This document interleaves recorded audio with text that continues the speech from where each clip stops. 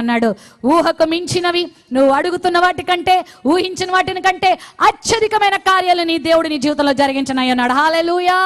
2001 సంవత్సరంలో మా తండ్రి గారి జీవితంలో భయంకరమైన ప్రమాదం జరిగింది. చిన్న చిన్న పిల్లలం మేము, అంటే ఇంకా మాకు వివాహాలు అవ్వలేదు, మా చదువులు పూర్తవ్వలేదు, ఇంకా లోకం అంటే ఏంటో మాకు తెలియదు. మేము ముగ్గురం ఉన్నాం, మా తల్లి మాత్రమే ఉంది, సంఘము కూడా చాలా చిన్నగా ఉంది. మా నాన్నగారి జీవితంలో ఒక భయంకరమైన ఉపద్రవం జరిగింది.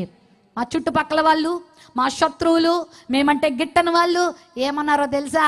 అయిపోయింది వీళ్ళ పని, వీళ్ళ జీవితం అయిపోయింది, వీళ్ళ నాన్న ఇదిగో ఈ కుటుంబానికి ఆధారంగా ఉన్న వ్యక్తి భయంకరమైన సివియర్ హార్ట్ అటాక్తో హాస్పిటల్లో పెట్టబడ్డారు, ఇక బయటకు వచ్చే ఛాన్సే లేదు. డాక్టర్లు ఏమన్నారంటే ఇంకా నో హోప్స్, ఇంటికి తీసుకెళ్ళిపోండి, మేమేం చేయలేమన్నారు. అయిపోయింది కుటుంబం. ఈ ముగ్గురు పిల్లలు చల్లా చెదురైపోతారు, ఈ సేవ చల్లా చెదురైపోతుంది, ఈ కుటుంబము నాశనం అయిపోతుంది. పెద్ద సేవ అని వచ్చాడు కృష్ణా జిల్లా నుంచి రాజమండ్రికి ఈ విజయ్ కుమార్ అనే ఆయన. అయిపోయింది పని అన్నారు. ఎన్ని మాటలు చెవికి వినబడ్డాయో తెలుసా? కష్టంలో ఉండగా, బాధలో ఉండగా ఆదరించాల్సిన వాళ్ళే ఎన్నెన్ని భయంకరమైన మాటలతో మమ్మల్ని బాధ పెట్టారో తెలుసా? ఉన్నది కష్టంలో ఒక ఎత్తు అయితే, ఆ మాటల యొక్క వినికిడితో బాధపడింది మరొకెత్తు. అయితే వినండి, ఆ రోజు మా తండ్రి గారు కానీ, మా తల్లి గారు కానీ, మేము ముగ్గురం కానీ మా నోట్లో పలికిన మాటలేంటో తెలుసా? మా దేవుడు సజీవుడు, త్వరలో ఆయన భూమి మీద నిలబెట్టే దేవుడు. ఏ మాటలైతే లోకం మాట్లాడుతుందో ఆ మాటలని తలకిందులు చేయగలిగిన దేవుడు లేదు. నీతిమంతులు విడవబట్ట కానీ, వారి సంతానం భిక్షమెత్తుట కానీ మేము చూడలేదు. మా కుటుంబాన్ని దేవుడు నిలబెడతాడు, నా తండ్రిని దేవుడు బ్రతికిస్తాడు, తన సేవకులకు నిలబెట్టుకుంటాడు అని ధైర్యంగా మాట్లాడాము. ఇప్పటికి 22 సంవత్సరాలు అయింది. ఆ పరిచర్యను దేవుడు విస్తృత పరిచి తన బిడ్డలను దేవుడు సేవకులుగా చేసుకొని తనను మాత్రమే కాకుండా అనేక వేల మందికి దేవుడు ఆశీర్వాదకరంగా ఈ పరిచర్యను మార్చేశాడు. ఆమేన్, హల్లెలూయా. నిరాశ నిస్పృహలకు ఎప్పుడు దారి తావివ్వకండి, సాతానికి ఎప్పుడు తావివ్వకండి. మీకు శుభం ఉంది, మీకు శుభం ఉంది. నోటి ద్వారా శుభం పలకండి. సాతానుడు ఎన్ని కార్యాలు, ఎన్ని అబద్ధాలు నీ చెవికి వినిపించినా లేదు, నా దేవుడు గొప్పవాడు, నేను ఆయన కొరకు జీవిస్తున్నా, నా ప్రభు నా కొరకు గొప్ప కార్యాలు దాచిపెట్టాడని నమ్మండి. సెయింట్ అగస్టిన్ అనే ఒక యవనస్తుడున్నాడు, భయంకరమైనటువంటి వ్యక్తి. ఒకప్పుడు క్రీస్తు పూర్వం తన జీవితం లేని వ్యసనం అంటూ లేదు. తల్లి మోనిక ఆమె దగ్గరికి వచ్చి అనేక మంది అన్న మాట ఏంటో తెలుసా? నీవు ఒక తల్లివేనా? ఇలాంటి కొడుకును కంటావా? సమాజానికి ఎంత చీడగైతుడు ఉన్నాడు, ఎంత కీడుకరంగా ఉన్నాడు, ఇలాంటి కన్నావా? నీది ఒక జన్మేనా? ఏదన్నా పురుగుల మంది పెట్టి నీ కొడుకుని చంపుకోరాదా? ఎందుకంటే అగస్టిన్ చేస్తున్న కార్యాలు చాలా భయంకరమైన కార్యాలు.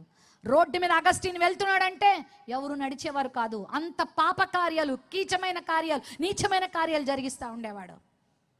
అదే పరిస్థితి మనకు వస్తేనా పిల్లగాని శాపనార్థాలు పెట్టి, నిజమే ఒక రోకల బండి తీసుకొచ్చి చంపేస్తామేమో, కొట్టేస్తామేమో, ఒరే ఎందుకురా నీ వల్ల నేను తలదించుకుని ఇలా బ్రతుకుతున్నాను రా అని వాణ్ణి చంపి మనం చచ్చేవాళ్ళమేమో, లేకపోతే ఏం చేసేవాళ్ళమో తెలీదు.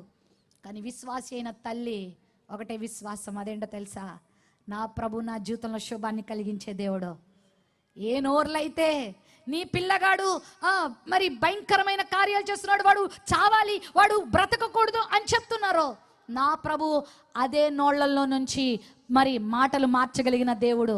నా బిడ్డ ఈ అనేకులకు ఆశీర్వాదకరంగా దేవుడు మార్చగలిగినటువంటి దేవుడని నమ్మి వాళ్ళతో ఏమనేదో తెలుసా? అఫ్ కోర్స్ ప్రస్తుత పరిస్థితి అదే కావచ్చు, కానీ రేపటి పరిస్థితి అది కాదు. నా బిడ్డను దేవుడు తన మహిమార్థమే మార్చుకుంటాడు అని పలికేది, నమ్మేది, విశ్వసించేది. ఒకరోజు రానే వచ్చింది. ఆ కుమారుడు కొరకు కన్నీరు కార్చింది, ప్రార్థన చేసింది, దేవుని సేవకులకు ఆ కుమారుని అప్పగించింది. అద్భుత రీతిగా దేవుడు ఆ యవనస్తుడిని మార్చాడు. దేవుడు ఆయన సెయింట్ అగస్టిన్గా మార్చాడు. ఏ ప్రాంతంలోనైతే అనేక మందిని భయపెట్టి, బాధ పెట్టి, ఇబ్బంది పెట్టాడో అదే ప్రాంతాల్లో అనేక మందిని బాగు చేసే వ్యక్తి అయ్యాడు. ఇలాంటోడు చచ్చిపోవాలని ఎంతమంది అన్నారో అంతకన్నా కొన్ని వేల మంది ఇలాంటోడు బ్రతకాలి, సమాజానికి ఇలాంటి వాళ్ళు కావాలన్నారు. గొప్ప దేవుని సేవకుడు అయిపోయాడు సెయింట్ అగస్టిన్. గట్టిగా చప్పట్లు కొట్టి ప్రభు నామాన్ని మహింపరచండి. నమ్ము, ఈ రాత్రి నీకు దేవుడు శుభాన్ని ఇస్తాడు. నీ బిడ్డలను బట్టి బాధపడుతున్నావా? కుటుంబాన్ని బట్టి బాధపడుతున్నావా? ఆర్థిక పరిస్థితులను బట్టి బాధపడుతున్నావా? నెమ్మది లేకుండా ఉన్నావా? ఉద్యోగ జీవితాలను బట్టి బాధపడుతున్నావా? యవనస్తులారా, మీ భవిష్యత్తు గురించి బాధపడుతున్నారా? పరువు కోల్పోయి బాధపడుతున్నారా? ఒకవేళ ఏ పరిస్థితుల్లో మీరు ఇక్కడికి వచ్చినా నమ్మండి, దేవుడు మిమ్మల్ని ఎదుర్కొని ఈ కూడికల ద్వారా, దేవుని సేవకులు అందించే వర్తమానాల ద్వారా మిమ్మల్ని దేవుడి 4 రాత్రులు ఎదుర్కోబోతున్నాడు. మీకు దేవుడు శుభాన్ని, నెమ్మదిని, సమాధానాన్ని అందించి అనేక వేల లక్షల మందికి రానున్న రోజుల్లో మిమ్మల్ని, మీ కుటుంబాలని, మీ తరాలని ఆశీర్వాదకరంగా చేయబోతున్నాడు. నమ్మిన వాళ్ళు మాత్రమే ఆమెన్ చెప్పండి. ఆమెన్. కళ్ళు మూసుకొని మీ అందరి కొరకు చిన్న ప్రార్థన చేస్తాను. ప్రేమ నమ్మకం కలిగిన మా తండ్రి, మంచి దేవుడా, నీలాంటి మంచివాడు ఈ ప్రపంచంలో ఎంత వెతికినా దొరుకునా, ఎంత చక్కని ప్రణాళికను నీ బిడ్డల కొరకు మీరు వేశారు. మీ దాసుని హృదయంలో చక్కని తలంపును పుట్టించి, ఇది చాలా భారభరితమైనది, వాతావరణ పరిస్థితులు కూడా ప్రతికూలతలు ఎదుర్కొంటున్నప్పటికీ ఎంతో ధైర్యముతో, విశ్వాసముతో ఈ సభలను మొట్టమొదటి రోజు ప్రారంభించడానికి నువ్వు చూపిన కృపను బట్టి నీకు స్తోత్రాలు. అవును, నీ పని చేసేవారిని, నీ కొరకు బ్రతికే వారిని, పాప శాపములో మునిగిపోయిన అనేకులను నీ కొరకు సంపాదించాలని ఆశ కలిగిన వారిని మీరు చెయ్యి విడిచిపెట్టిన దాఖలాలు ఈ చరిత్రలో లేవు ప్రభువా. ఈ 4 రాత్రులలో నువ్వు చేయబోతున్న అద్భుత కార్యాలను బట్టి నీకు వందనాలు.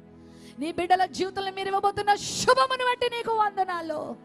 భయముతో, వణుకుతో, అభద్రతతో మా బ్రతుకులు ఏమైపోతాయా అని మగ్దలేని మరియా, ఆ మిగతా స్త్రీలందరూ కూడా బెదురుతో ఉండగా నీ దూతను పంపలేదు, నీ శిష్యుని పంపలేదు, సాక్షాత్తు మీరే వచ్చారు, ఎదుర్కొన్నారు, శుభమని పలికారు.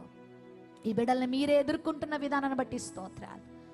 ఎవరు ఈ ప్రాంగణంలో ఎలాంటి అపజయముతో, ఎలాంటి కీడుతో, ఎలాంటి నిరాశతో, ఎలాంటి భయముతో, ఎలాంటి వేదనతో, ఎంత దుఃఖమును కూడగట్టుకుని ఇక్కడికి వస్తున్నారో, ఎలాంటి పాప శాపములు మోసుకుంటూ ఇక్కడికి వస్తున్నారో, నేను నమ్ముతున్నాను నీ సేవకురాలిగా నువ్వు అలా పంపే దేవుడు కాదు ప్రభువా.